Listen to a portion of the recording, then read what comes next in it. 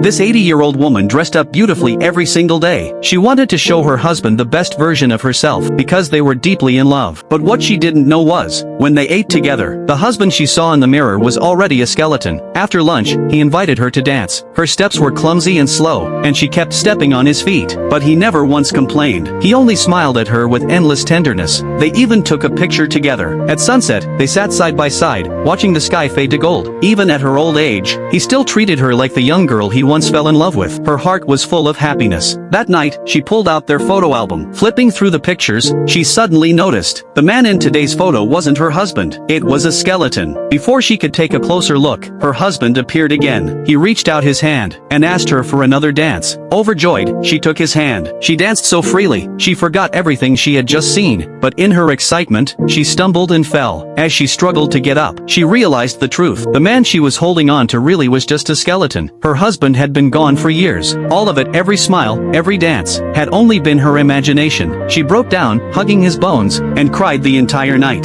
The next day, she gathered her strength. She visited his grave and said her final goodbye. She thought she was ready to accept reality. But standing at her front door, her hand froze on the knob. It took all her courage to finally push the door open. And the moment she did, she smiled, because the truth was, when she fell during the dance, she had already passed away. She opened the door not to her home, but to the sight of her own body lying inside, and that made her happy, because at last, she could be with her husband forever.